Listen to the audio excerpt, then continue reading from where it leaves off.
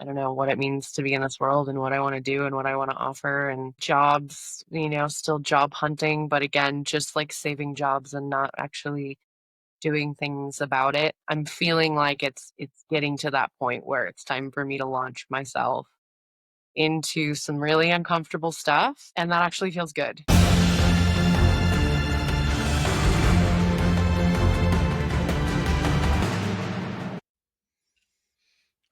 Welcome to Forged in Silence podcast, where we address issues men face and talk about issues men face. All right, I butchered this one, Robbie. We address issues. Even I know whatever. it. I know. Welcome to Forged in Silence podcast, where we talk about the issues that men face but rarely talk about. There you go. See? Sometimes this is why you hire help. Sometimes this is why you hire help. And I've been I even sent Robbie a message earlier, and I was like, dude, I'm a space cadet today. And he was like, no, you're not. And now, Robbie, it's verified. Yeah. It's verifiable space cadet. Yeah. It's good. I'm the one wearing the collared shirt. See? I'm telling you. You can dress up an idiot, and he's still an idiot. Watch that self-talk. Yeah, stop. Yeah, listen to how you're talking to yourself, and you always get on me for that. You know what? You're right. Okay. I am smart. Very good. See what I did there? Yes. Yeah. Better. Eventually. Jeez. Eventually, you believe that's Jeez. You're a bad example. We started this thing out a little saucy. That's what happens when you let me take control of the show at the beginning, Robbie. I wouldn't have it any other way. Excellent. Yeah. I wouldn't. Well, today we have Julie and Amber. We're gonna have another one of these awesome conversations where we invite a couple of women to join us and get some honest and cool feedback and some questions, and we'll see where this one goes. It's kind of I don't know. These two ladies are two ladies that you and I know very well, and we appreciate you two taking the time and bringing your hearts to the show. Thanks for having us. Absolutely. Yeah, really happy to be here. It's an important conversation. Right. That being said, we're going to start out this conversation the same way we start out every conversation now. And we're going to ask, how are you really? And I am going to throw this one out to Robbie first. And then, Robbie, you can lob this one wherever you want to, bud.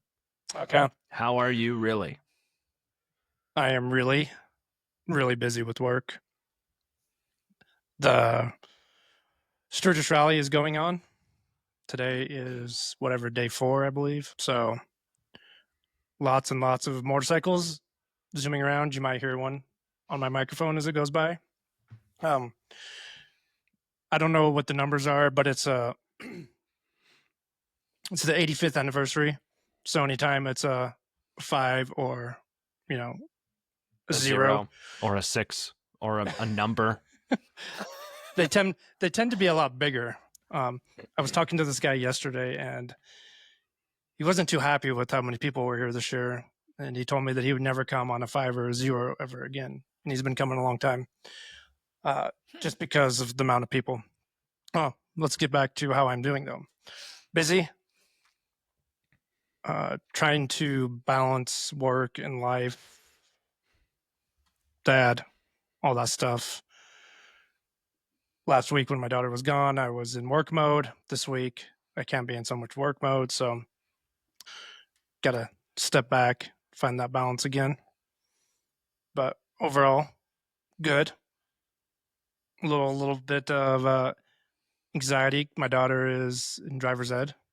Oh. Ooh. Yeah. There. Twice. So she does it for 3 hours a day.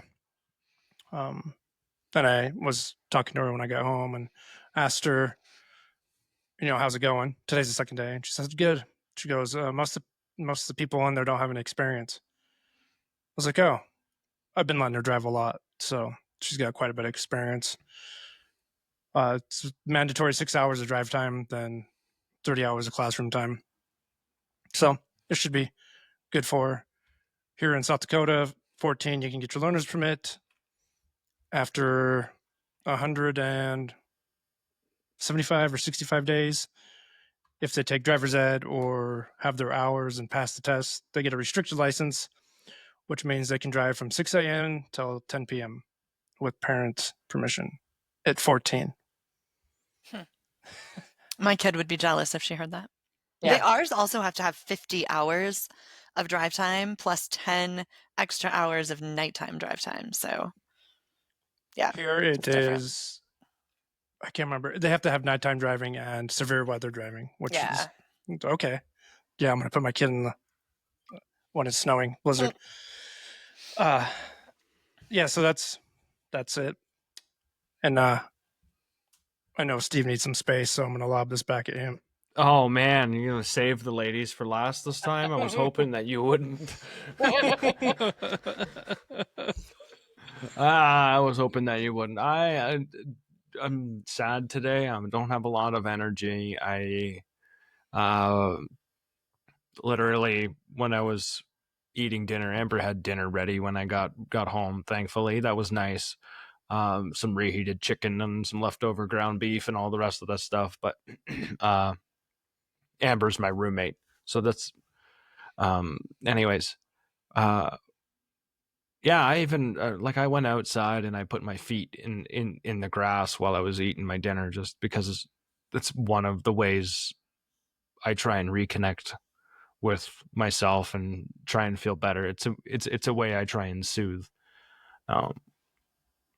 Back from an amazing 75-mile hiking trip with Julie through the San Juans in Colorado.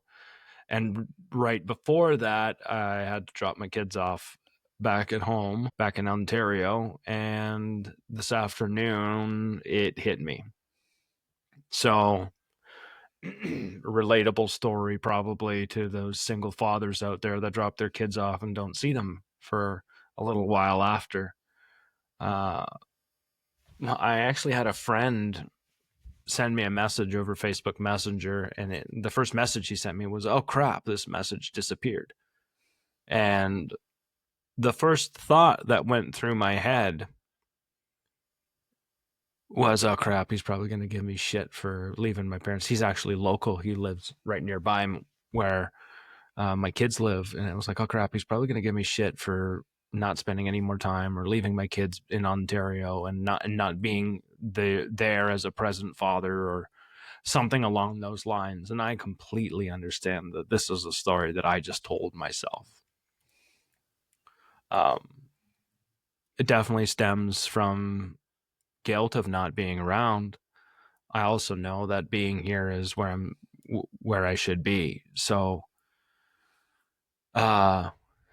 it's the battle that I fight. I mean, I had a really amazing month with the kids here. A really incredible month. It was phenomenal to spend that much time with them and reconnect. And it's probably my heart hurting just noticing and recognizing the disconnect and not having that little young playful attention. I'm a goofball at heart anyways. And so then you put little kids around me and that just makes that bigger. And so I think I'm experiencing a little bit of that loss and a little bit of the grief and a little bit of the guilt that comes along with it. I'm still doing the best that I can, and I think that's what matters. But I shared that with you, Robbie, and I shared that with all three of you because I shared this with Amber while we were eating dinner in the kitchen. So, yeah, I don't have a lot of energy. I feel very blah. And if you were to ask me if I wanted to be here doing this, I would probably prefer to just sit here in my room and probably I would call it enjoying the peace, which would be more like me probably wanting to go sit in the tub, which is a place that is a comfort for me too. Couple of those places where I land when I try to self-soothe. Anyways, that's how I'm feeling. As sometimes I refer or I get back to humor to try and help lift my own spirits, let alone somebody else's, and that's kind of how I started off this episode. But it's easy to throw up masks and it's easy to put on a show, and that's not why we're here. It's not why we started this to begin with. So that's the truth. That's where my heart's at right now. Anyways, I'm going to lob this one over to Julie. So, Amber, you're last. How am I really? Do you want the long How are version you or the really? short version? You're allowed the long version. Long version's the better one, anyways. I could have shortened mine. I could have Hemingwayed mine, but I didn't. Yeah, so it's been a really weird summer, and I feel like I'm trying to gain some kind of control or like some direction again because I've been floating. Like it's been since February, March. It's been grief after grief after grief after grief, and it's just been one thing after the other in my personal life. And so I've just been like head down, forcing myself to keep taking steps forward, which has been exhausting. And then kind of almost just took a break from everything in life, took a break from like the coaching work that I do, took a break from the podcast that Steve and I host. We just kind of put everything on hold for the summer. And then, like Steve said, we went for a really long walk in the mountains, 75 miles. It was lovely. And I kind of tried to use that as like okay, I need to put a stop to the floating and start finding some purpose and direction again. So I had a really low point in my mood in July, like major, major depression. Probably the worst it's been in years because I really don't struggle with depression like I used to. So I'm just kind of dragging myself out of that and taking one step forward at a time, but trying to do it with a little bit more purpose this time and not just sit there and float around in depression land. So that's how I'm really doing. I've actually been, since I got back from that hike, I've been pretty motivated and I've been feeling some sense of meaning and stuff and reason to keep plowing forward and doing the things that I know I need to be doing. So, I mean, I think I'm on an upswing now, but it's been a really, really rough summer for me, if we're being honest. Thank you for sharing, Julie. Now you get to lob it over to Amber. I get to do the lobbing. Amber, Yes. it's your turn. Got it. Oh, wow. How am I doing really? Well, I mean, honestly, today I kind of feel better than I have in a long time. Like I'm just sort of floating in this sea. I think I've been in the now what phase for a really, really long time. Um, I'm just like still kind of going through the motions. Moving here last year, like it's almost been a year, another 2 months. Another month actually will be a year. It's like from today, actually. Yep. September 5th. And like hit the ground running here is like getting a job, and then like obviously having, the apartment lined up and everything. But I've just been sitting in this space in my head mostly. Everything is in my head. And so I don't know. I took a few days off work last week. I wasn't really feeling great, and I just honestly wasn't really feeling it. And so I've had a lot of alone time this week, and I think it was really good for me. Just sitting and having that conversation with myself, like, what is it I want? There's a loneliness aspect to it. Being single is like it's a big thing for me. This is the longest I've been single since I was like 17. Um, so really understanding, I don't know what it means to be in this world and what I want to do and what I want to offer. And, um, jobs, still job hunting, but again, just like saving jobs and not actually doing things about it. I'm feeling like it's getting to that point where it's time for me to launch myself into some really uncomfortable stuff. And that actually feels good. I ate good. Like I started my day off with like almost 60 grams of protein this morning, and it's the first time in a long time that I've had sustained energy really all day and didn't want to just nap or run away and, hide in my room. So I'd say overall, I think things are turning around.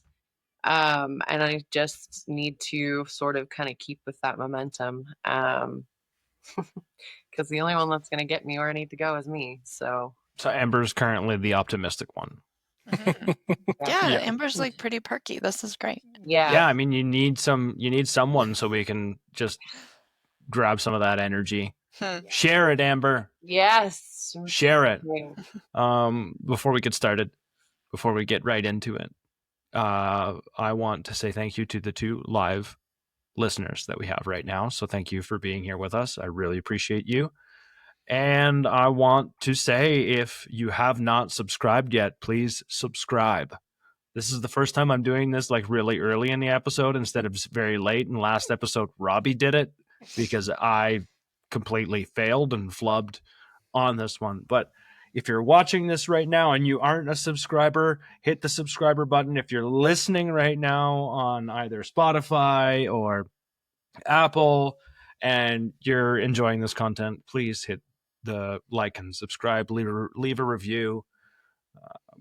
All of that helps this little podcast of ours get a little bit more reach, and hopefully we can help anyone who's listening, really. But we're all about trying to help and support other men in a healthy way. So with that being said, I'm done the spiel. Thank you. And on to the topic. Robbie, I'm going to hand this one over to you. This one's going to be right off the cuff because I was listening to all of us talk, and a lot of us were all talking about purpose. Something I've been striving for, and I've noticed my purpose changes like clockwork some days. I don't think I've found the quite the purpose yet, but I want to talk about how men and women have different purposes with what they choose as their purpose and how that can affect relationships. Because as you were talking, Julie, you were talking about purpose, and as I said, there's something I've been working on. Amber, I know you've been working on purpose for ever since we've known each other. I could say we've all been doing that. I would, going with purpose and what we get told from where we get our mental masturbation, as Steve calls it. I heard that on a podcast and I was like, damn, that is so well said. I'm going to use it because I talk about it a lot, and it's something I'm not trying to put time into. Is all the people telling us all what to do to live our life and be joyful. We all have to. We can take that, but we have to do something with it, right? If we don't, that's where that part comes from. But I know men and women both think different, and I know in some of my past relationships and relationships now, people's purpose can cause a roadblock in the way others are treated, how you treat, and how you get treated. So I kind of want to throw that out there as we're all kind of on this purpose journey. What do you define purpose as? Because for me in the beginning, it was grabbing on something and giving a gift that I know how to do to everyone else. That was a purpose. And now I don't think that is something that I should use as purpose. I need to find that own purpose, and I haven't found it yet. I can use being a great father. That can be a part of my purpose. But that just comes with fatherhood for me. Like deep down inside, is that my purpose? I don't think so. When I find it, I'll find it. I'm not pushing it anymore. But I've used this whole thing, I need to find purpose, for since 2016, and I still haven't found it. And it becomes that story where I beat myself up all the time. Why haven't you found purpose yet? Why don't you do this? Why don't you do that? Why aren't you going to help? So yeah, let's open it up with, with the ladies, how you define purpose for yourself. Then how has it affected you in your relationship with your kids, family, or anything else like that? I'm really excited about this topic. Thank you so much. That's a great one. Okay, so first, I forever thought that there was like, you were supposed to find your purpose, right? You're supposed to be seeking your purpose and whatever, and you'll know when you find it. And someday it's just going to fall in your lap and you're going to be like, oh my God, this is what I'm supposed to live for. I really don't think that that's how that works. I think that our purpose changes constantly. It might change, like one of my overarching purposes in this world is to be a mom. And that, some days I'm pouring my heart into being a mom, other days she doesn't need me at all. And so like we have all these different purposes in our lives. And I don't think there's one big, huge purpose that we should all be seeking for. Like it's the holy grail that's going to drive our lives forward and suddenly make us feel like we have all of this meaning and fulfillment. I think that and I just went through literally like a mental breakdown about purpose and meaning and all I did some serious work for a couple of months, but you get to pick what your purpose is at any given moment, at any given time. We aren't supposed to be out there just seeking the one glowing orb that professes itself as our purpose. For me, purpose is knowing my gifts, knowing my innate talents, knowing what I'm passionate about, and finding ways to positively impact the people in the world around me. And so, like you said, fatherhood isn't your purpose necessarily, but fatherhood is a massive value for you. And so you're taking that value and you're creating positive impact in the world around you by parenting your daughter amazingly well.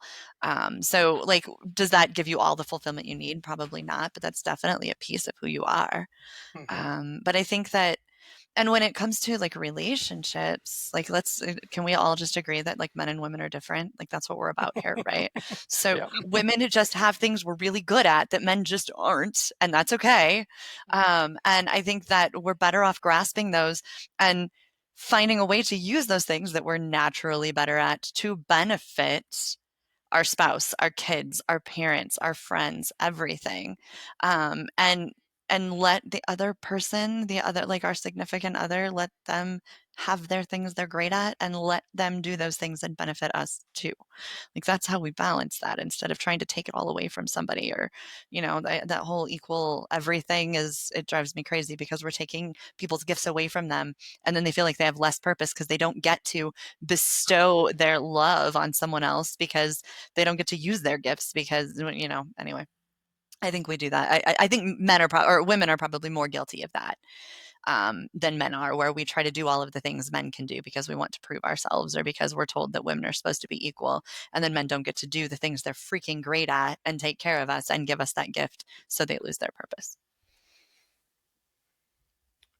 Yeah, I think a lot of times when we go into the self-help realm, a lot of purpose gets forced onto you of what those so-called gurus think purposes. I know I got caught in that trap. In learning now, my purpose is like the place I live, the drains like to clog, and my daughter's like the drain clog, and I go and clog the drain for her. She probably doesn't understand that if I didn't go and clog the drain, I'd have to call a plumber, we'd have to wait, then I'd have to pay money to unclog the drain. That day was my purpose of unclogging drains. Dad was getting his hands dirty. And I felt great about it after I was done. In the past, I would use that against women in my relationships. I'd be like, well, I had to unclog the fucking drain all day. Of course, what is the woman going to do? Like, well, and I deserved it. So now I'm learning that, like you said, Julie, we all have different purposes and they shine and at different times. And like when you have that purpose, you don't have to put in someone else's face. Just do the thing and keep on living. It's self-fulfilling, right? Oh yeah. Right. Even if it's in a moment of giving, it's a self-fulfilling thing when you're doing that. And then now I wrote down a couple of ideas when I was listening to both of you talk. And I think about potentially when I was listening to you talk, Robbie, the first thought that came through my mind was like what, and Julie kind of brought it up, like there's your purpose is like one thing, like finally you reach the top of the mountain and you've arrived. And I don't think I think the arrival is different than what happens on your way to get there. The arrival is you. This is my take on it. Is kind of like your mission, right? The arrival is coming to the idea that for me, impact has been something that has been stuck in my mind for a really long time. Not a long time, I guess, but recently, because it was about what is my purpose, what do I want to leave, what do I want to do. Impact is the word that continues to come to my mind, and so I don't know if I would call that my purpose, but I might call that my mission, and my purpose is to affect impact. Mm-hmm. Right? So like the overall mission is impact, and the underlying purpose to achieve my mission or belief. So if I believe that impact is something that is really important to me, of value, and then when I was listening to Julie, I wrote down purpose versus values.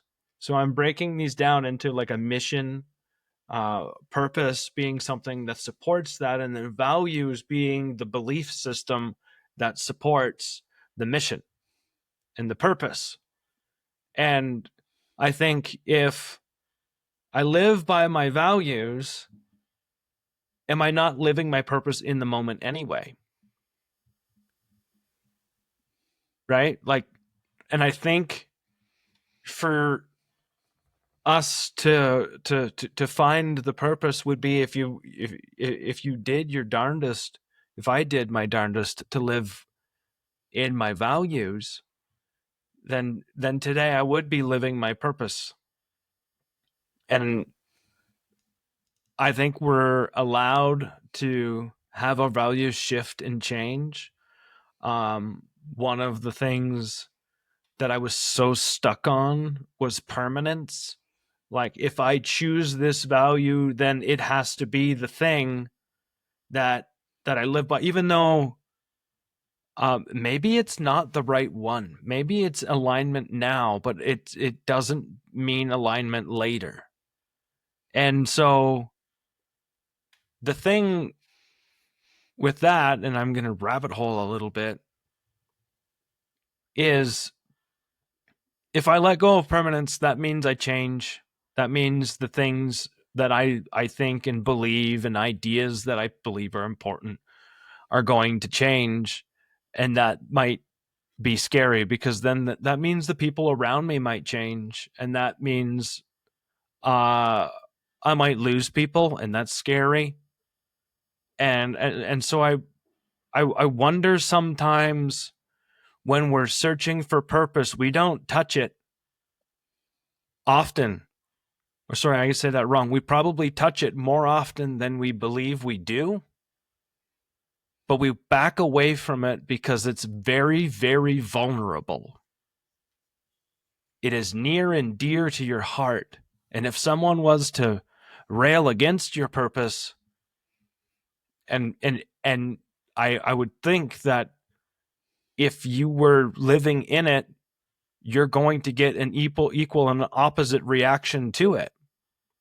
somewhere along the lines, because someone's not going to believe in the things that you believe in.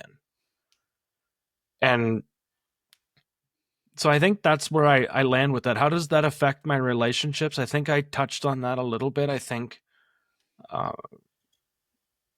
change is a scary ass thing, because it means having tough conversations with the people that we love. And when if a value set of mine changes, that means I need to ask the people that I love to accept that new value set as part of who I am today. And so that leads me to the fear of having a difficult conversation and the fear of losing people. Does that answer the question? I don't think there is a right answer. No, there's no right or wrong. Your turn, Amber. Yeah, it's funny because in all three of your conversations, the word presence just keeps like beating at the back of my head, where it's like I really do agree. I think like purpose is moment to moment, for at least for me. I feel like my purpose is learning how to live in the moment, right? Is learning how to be present and do what use my talents and use the things that I'm good at for whatever the universe is presenting me with at that moment, right? The universe is like, here's this experience. What do you have? Like in every other dynamic, you look at team sports, you look at work environments, right? In every other team dynamic, it's encouraged. Individualism is encouraged, and everybody brings something different to the table. Everybody has something they're good at, and they have things that they're not great at, and that's where other teammates come in. And they're really good at certain positions. Everybody has something that they're really good in for that purpose, for that goal, to fulfill whatever is needed in that moment, to win that game, or to make that that sales pitch or whatever. Except in like relationships, it's almost like having different purposes and different life paths. It's like, how do you make that work? I almost feel like there's this pressure to have this one common goal, or whether it's raising children, and that's your purpose at the moment, right? If you're in a relationship, your common goal is to raise healthy children and whatever. And I don't know like where I'm going with this, except that like what I feel like now is, I think what's healthy and what I would look for in a future partner is like, I want somebody who has their purpose and they're walking and on their path. It's not my path, and my path isn't their path. And I think the healthiest relationships, even friendships, that's what we're all doing. We're all walking our own path, having our own experiences, and we're just walking alongside each other and checking in and like, hey, how's your path going? And how's your path going? Like, and so for me, yeah, I struggled for a long time. Like, what is my purpose here? Right? Like, why am I here? And that's just a question that's never going to get answered. It's like, right? Like, I can mental masturbate all day long and read books on people, and the gurus and the enlightened and things of what they think purpose is. But I think for me, purpose is just learning how to wait, did I lose? Okay. Wow. That was weird. It's just learning how to use my talents for whatever is necessary at the moment. It's like my current job. I'm in retail, and I've gotten really frustrated with it, even though it is something that in one way, shape, or form, I've worked in the restaurant industry, I've worked in HR, I've worked in all these different kinds of fields, and it's all customer service, it's all people related. And for some reason this job really frustrates me, and I'm like, okay, well, what's different? I don't think the people have changed. I just seem to be like absorbing more of the negative. And I think that just comes down to forgetting my purpose and forgetting like what I'm good at. It's like I'm good with people. I need to separate like how they're feeling or what they're going through has nothing to do with me.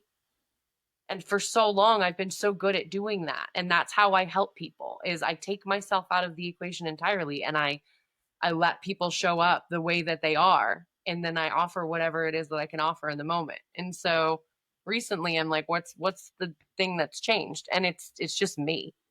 It's me being lost in my own head. It's me not knowing what my purpose is or where I'm going or any of those things.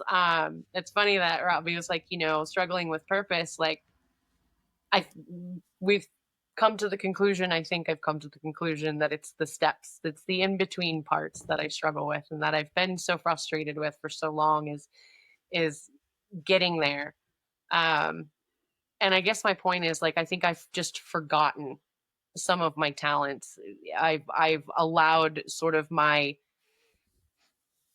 frustration of myself to sort of color what's going on around me. And the reason I think I feel better now is just taking that step back and like, no, like I'm good at this or I'm good at this and I'm going to be the best at that in that moment where I'm needed until something else presents itself or I find something else, that aligns with another talent that I have or includes more talents. And then I will go towards that thing and then I will put my all into that thing. And so I think at any given moment, putting all of your heart and all of your soul into something, that's the purpose. And that's going to change. You just do it again with whatever the new thing is that the universe presents you, if that makes sense. I think for me, for the longest time, purpose equaled external validation. So my purpose was based on the validation I got from others for what I was doing. Yeah. Now it's like, why did I think that way? I know why I got to that point, and now I can move on from it. Beginning, I didn't know why. And I just kept falling into those things. It's like, well, this is my purpose for this week where it's all based on external validation. And I just kept going, well, why isn't this working? And then it was like, oh, you're supposed to find enlightenment. Well, who knows what enlightenment is? Like, everyone's enlightenment's different. And for someone to tell someone that they need to get enlightened and that's their purpose in life, I don't understand that now. So, like, all those things that I thought were the right way to go, I put in this basket. And it's like, now I can pick them out one by one and go, what were you really thinking? And Steve kind of mentioned this. The cool part for me now is this journey I get to go on of climbing up that mountain and throwing things out of the basket as I go. That mountain's never going to end. I'm just going to keep climbing up it.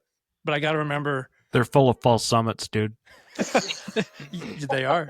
They are. I've climbed up Albert, dude. I know all about false summits. Right? Oh, like it's got the best false summits. No, it doesn't. It doesn't at all. You're like, I'm almost there, and then you're like, not. And then you're like, I'm almost there, and then you're not. And then you keep doing that like 6 times. And you're still not. That is life. It is. I mean, Albert's a great example of that. No, it's a perfect example. And what I think now, and it really scares me, is a lot of people just trying to, beeline it to that purpose. And they're just doing whatever. And they're not respecting their journey. They're not having fun on the journey. They're not learning on the journey. They're just going 100% in and trying to get to A to B, which now I know A to B is going to be a very long time. And I need to pick up things along the way that I could add to my so-called purpose or meaningful in my life and not beat myself up because go ahead. Yeah, I find we need to let go of more than what we pick up. We're carrying way more shit than what we need to carry, and society tells us we have to carry it all. And then when you start letting go of a whole bunch of I've found about 80% of the things that I thought were important weren't. Oh, yeah. There's only probably about 20% of that that's actually important, that actually has value, that actually will bring value to other people and myself, one way or another. And I can't always be thinking about myself, but if there's it brings value to others, and normally if I bring value to others, I've already brought value to myself, because giving just makes you feel better. I mean, that's scientifically proven. Mm-hmm. But I think that's it. I think figuring out how to let go of the stuff that isn't important that we somehow think has been like, that's a circus, like a mindfuck circus all on its own. It's also okay to let go of the things that aren't important anymore. Mm-hmm. Like you were talking about permanence, and we find this thing, early in our lives, teens, 20s, whatever, and we're like, this is the thing, this is so important, this is my purpose, this is where I get my fulfillment, and it's okay to outgrow that and let that go. And I think a lot of us try to hold on to all the little things that have brought us fulfillment and keep doing all of them, and then you feel guilty because you're not, or whatever. Like, we can outgrow things and we can set them down and we can keep walking. Yeah, and some of those things maybe didn't matter, but some of them are really valuable too. What comes to mind when you were saying that is like the star high school football player. Yeah. And he carries that on for the rest of his life. And by the time he's in his 50s, he's an angry guy. No one likes him anymore because he still thinks he's that great football player. Mm-hmm. No. He has picked that up. That's his permanence. That's his purpose, even though there's nothing there because he's not doing it. And he holds on to it. Then he identifies as high school football player, blah, blah, blah. And I notice this more so now when I talk with athletes that have been either pushed or like groomed by their parents through collegiate sports. Then they get through college and they're on their own. They're like, I'm done. Like, this is not who I am. They realize that's not their purpose anymore. Does not bring them joy. And I like how you said that, Steve, because I think we do carry a lot of stuff. And, we talk about, decluttering brings us something good. We clean something up. And if we clean up our house, keep our house clean, we start finding other ways to keep our mind clean or other things clean. And how good is it to throw a bunch of shit that you've been holding to since high school or who knows how long? For me now, that feels really good. It's like, let's throw a bunch of stuff away. I'm like, this stuff's been sitting around for years and I don't do anything with it. It has no purpose. Yep. Versus like when I hear that, it's like versus just the constant reorganization of stuff, which is what I feel like is what I've done for a really long time. Like, there was no decluttering. I would just move things around to different spaces. And yes, I do that with the house sometimes. That's different. But it's like, it isn't, it's until you start like getting rid of things that you even have room, and I feel like in order for you to even begin to let go and shed, a lot of that old weight, it only comes when you kind of put yourself out there to experience more. And in putting yourself out there to experience more and take in more, that's when you realize something's got to go. I want this thing. I want to take this thing in. I've got to let something go in order. And I feel like if you're not doing that, if you're not like doing the thing, like Steve likes to say, right? You're not going out there and doing the thing. This is what I'm starting to realize, is that you just get comfortable sitting in your pile of stuff that you never really feel the need to get rid of, because it's like, why would you? It's there, right? It's only in sort of putting yourself out there and exploring and experiencing new things where you're like, oh, this needs to go in order for me to make room for this. Mm-hmm. And so that's kind of that space where I'm in, where I'm like, I want to explore more because there's so much out there that I'm not experiencing because I'm just kind of sitting in my pile of stuff and it's comfortable and it's lovely. And What I said yesterday, right? Like, and it's taken me a while to figure this one out, but I don't know how to use it yet, at least the thought. But create comfort so it's the place for you to land and also the launch pad for you to change what that comfort zone looks like. So I have a place to land because I have comfort. I know what comfort is. I've created a sense of comfort. We're both with connection with people and back in my own home. This is a place of great peace. This place gives me peace. It's a place I like coming back to. So I have this zone of comfort in which I could go out and be uncomfortable and then come back to my zone of comfort. And then if I need to change that, then I need to change that. But that's like the soft place to land when I go and do that. And I think a lot of what gets in the way is lack of trust that the soft place to land is going to be the soft place to land. And most of that has to do with people. Most of that has to do with the people that I've surrounded myself with in my life. And I mean, I sent Robbie a message today about how I was feeling. And I got a message that, Robbie, I'm going to call you out on this one now, brother. Like, I love you. You're a great father. You're a good man. Right? I shared that piece of my heart with him, and he shared a piece of his heart back to me. I have a place to land, which really, really helps me when it comes to like when I turn around and say, guys, I'm gonna go ahead and launch. I'm gonna go and do this crazy thing. I'm gonna go and fight this battle that I've been too scared to fight. And they'll know it. They know it already. They can already see me getting close to that edge, going, screw it, here we go. we'll see you when you get back. Have a nice trip. But I'm gonna go at this from a place of men's mental health when, like, it's hard as fuck when you come home and it feels like all you're getting is nagged, and it feels like all you're getting for the effort that you're putting in, because if you're a man out there, you want to be acknowledged for your effort.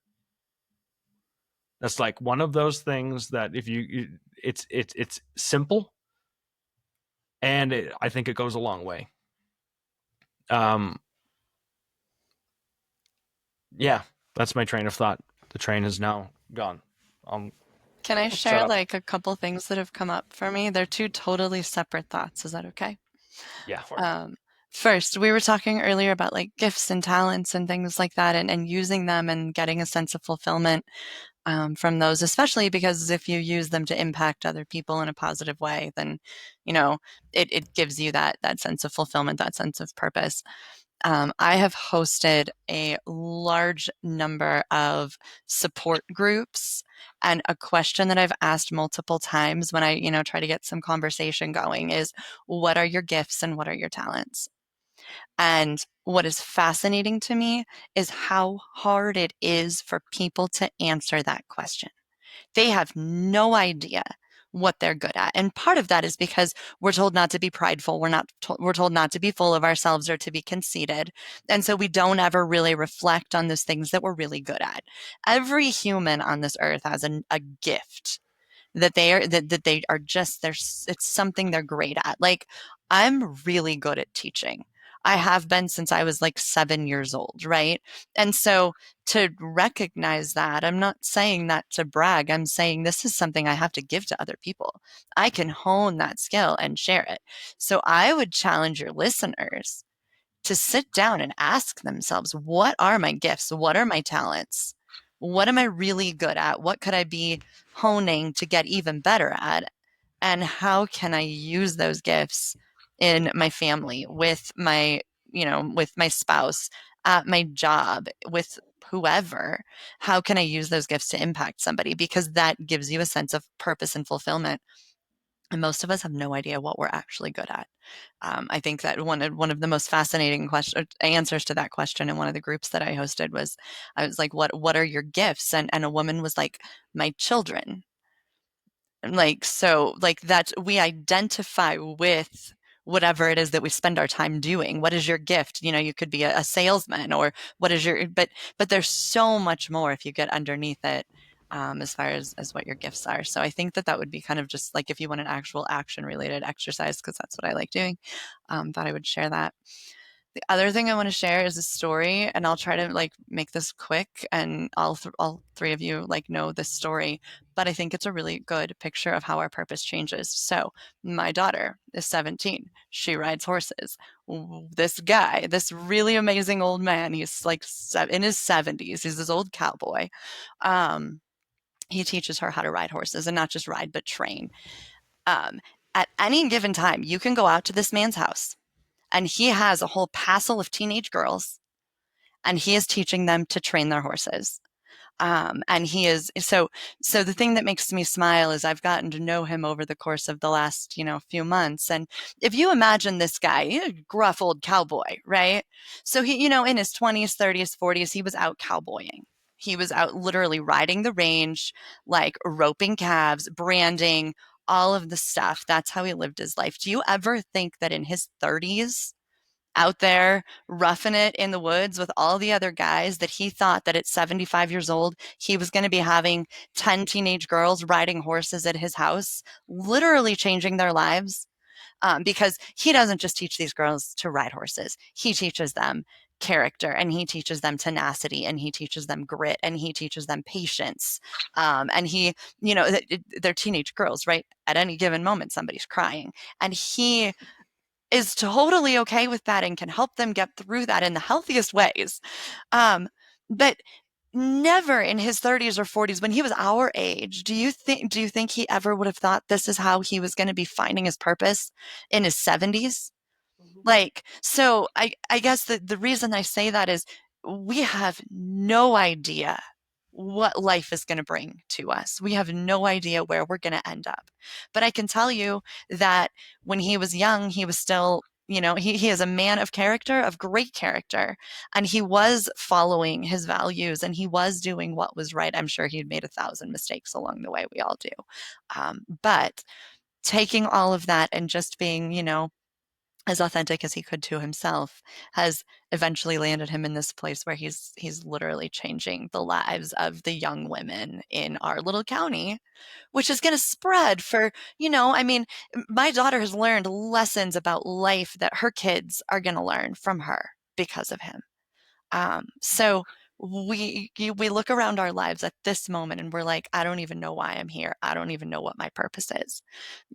All we can do is keep moving in the right direction, and think life is going to hand us things that allow us an opportunity to make an impact, because of our gifts and because of our passions. So that is my other story. And I don't even think you have to be moving in the right direction. I think you just have to be moving in a direction. I guess I say right direction, like aligned with values, right? Absolutely. Doing the things that you know to be right and true for you. That's what I mean when I say the right direction. Just moving in a direction that one way or another, you're going to find out whether it's going to work out for you or not.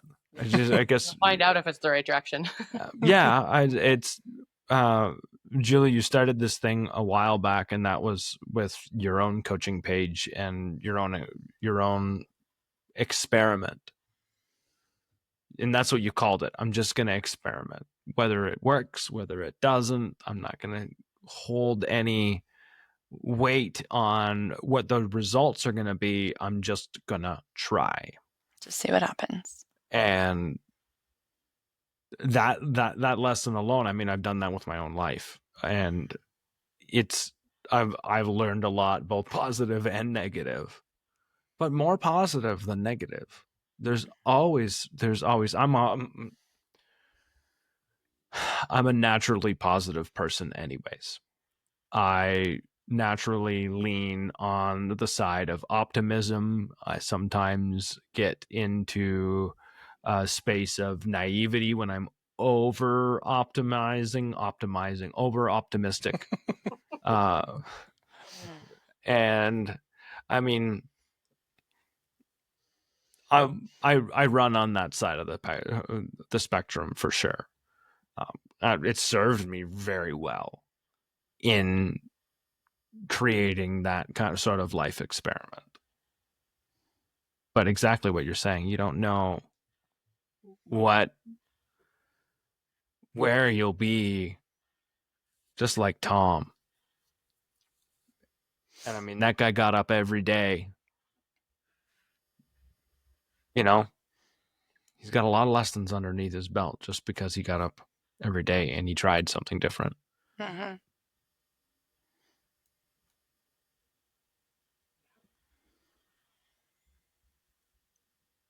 Robbie, you look like you had a thought and then you're not thoughting anymore.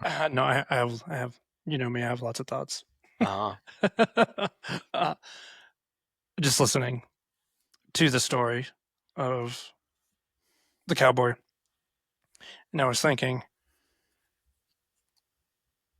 and this has to do a lot with society, we get pushed one direction. We let us get pushed in like one direction that makes us feel purposeful when it's not, if that makes sense. We let others pick our purpose. For me, Been like there, that. done that. Yeah. It makes you miserable. Yeah. And there's a lot of men out there living that way right now. Mm-hmm. A lot of women too. Once you can get past that, and what I mean get past that is see the other side, moving in that direction, as Julie and Steve were talking about, in a way that you're learning, instead of, you know, how many people wake up every day going to a job they hate, going home to a family they don't want to be around, and so on and so on. And they just go through the motions and they're not learning. They're just stagnant. Nothing brings joy to them. I would love to hear the stories in their head that they tell themselves to get through that, because it's some good resilience that they could probably put somewhere else in their life to get the energy to do something about that. But I used to want to always be left alone. Like there was the why before I ever got to the mindset where I'm at now. I always wanted to why wasn't the effort that I was putting into life good enough? Because it didn't feel good enough. That was like, I'm not doing enough here and I'm not doing enough there. And there's this whole bunch of external stuff, whether it's a spouse or somebody you're in a relationship with, work, right? You're not putting in enough effort. You're not putting in enough of this. And then you go home and then you're not doing enough at home and you're not doing enough of this and you're not doing enough of that. And you just feel like giving the fuck up, yeah, because no matter if it feels like no matter what you try, no matter what you do, it just ain't enough anywhere in your life. The way that changed for me was for me to allow that wherever I was right now was enough. And that sounds ridiculous and that sounds stupid, but like it sounds like you haven't done anything except for the mindset shift. The mindset change is what I'm doing right now is plenty good enough. How can I change my plenty good enough so it matches this reflection that I want to see in me again, so I can give back to the world? I think if we added all of that, all of us together, it would be over 100 years of that whole thing. It took me a long time, you know, early 40s, I didn't start moving that way. And, you know, you could say before, I'll just say when I was 18 to 42, I lived that way. Nothing was ever good enough. All those things. There's a lot of external things going on. Yeah. Work, relationships, society. Society played a huge one on me because I had someone else piggybacking on that with the white picket fence, popping out kids, all that thing.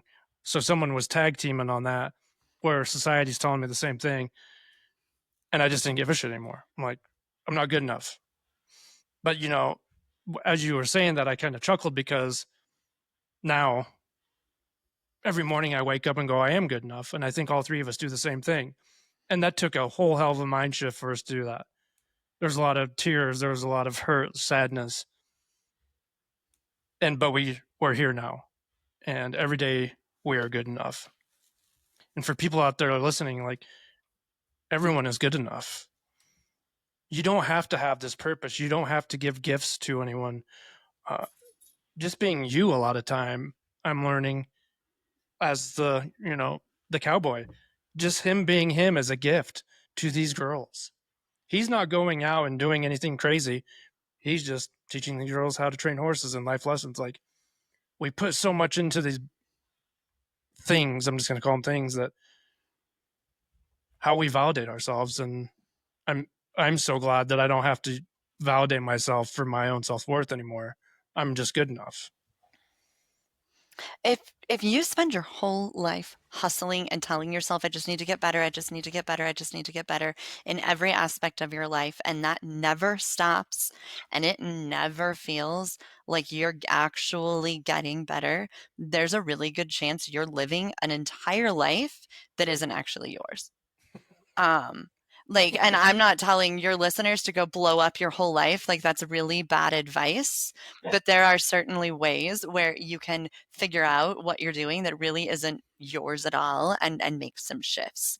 Because as soon as I stopped living that way, like trying to portray this whole life that never even felt like it should be mine, it wasn't the life that I wanted. It was the life that I thought I was supposed to have, and I never felt good enough for it. I was always hustling, and I was miserable, and I hated myself.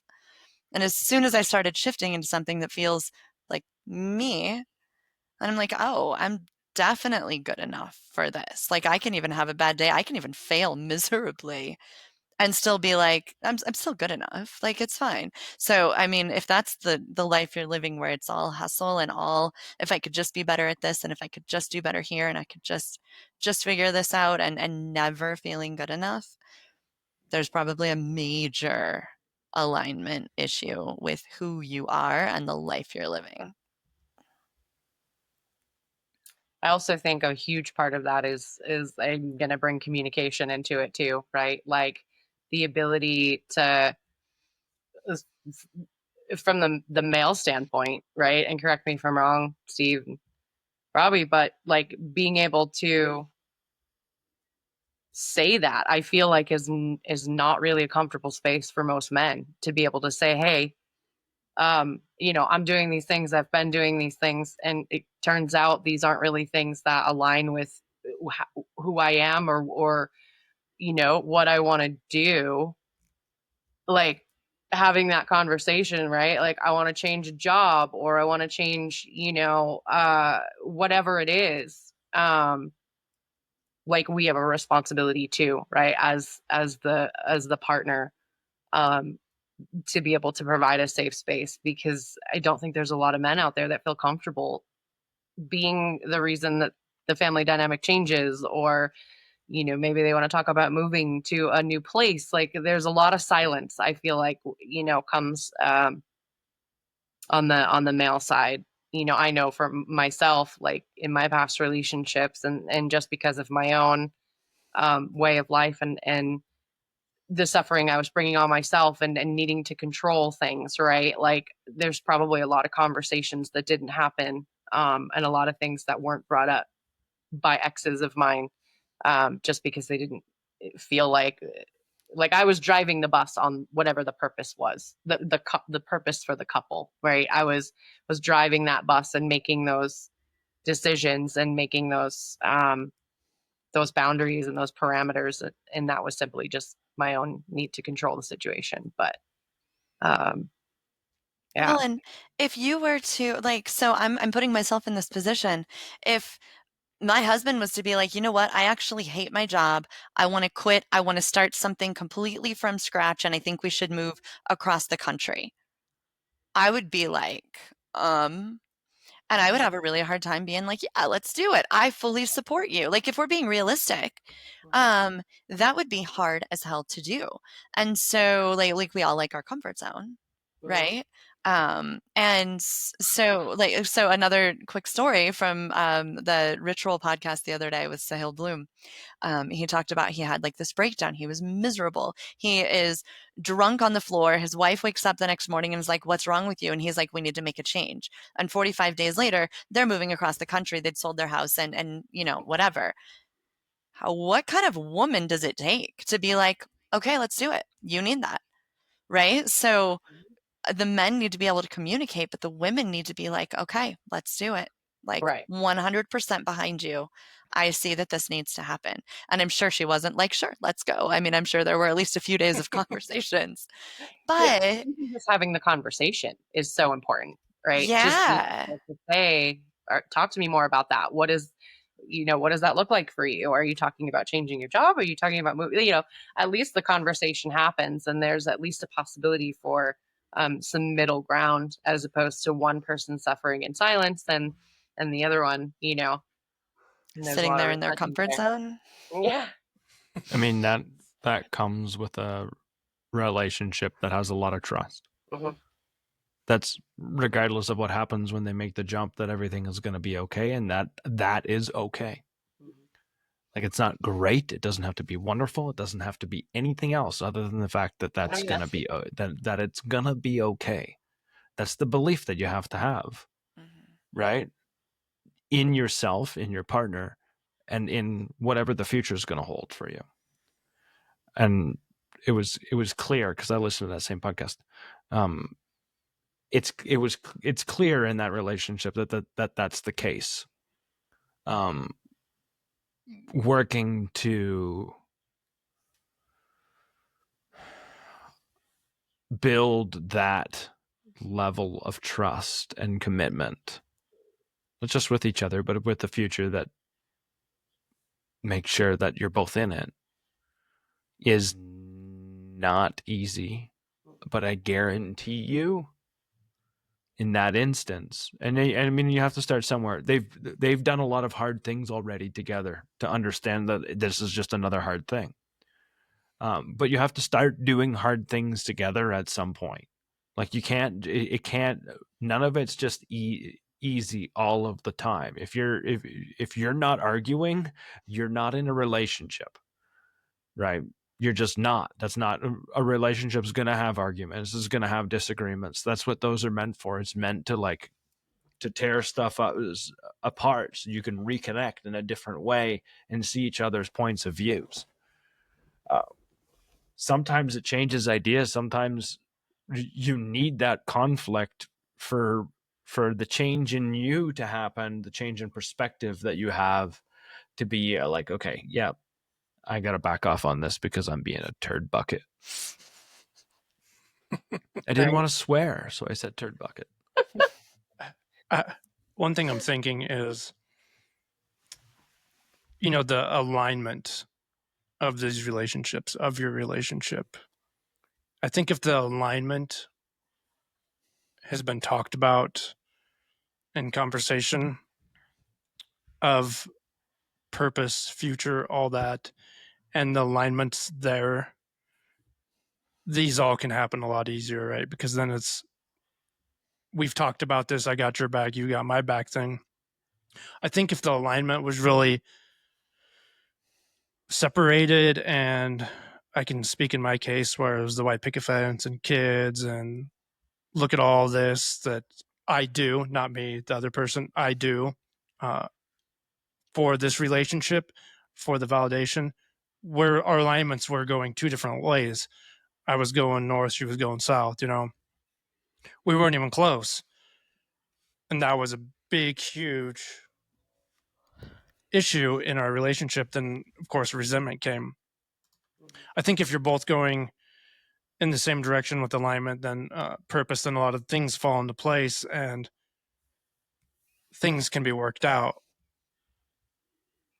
And I don't know how you get there. I know it has to be a lot of conversation, but I'm thinking early on, at a very young age, we don't know what we want. right now, still at this age, I don't fully know what I want out of life. I have ideas and stuff that makes me happy, stuff that brings me joy. And I'm just speaking to people that get right out of high school, their high school sweethearts they marry. Like, I would not know how to navigate that. One person, and this is just my opinion, is either just going to have to fall and go with the flow, and the other person's going to have to lead and put the shoes on every day and do what is needed while the other person follows.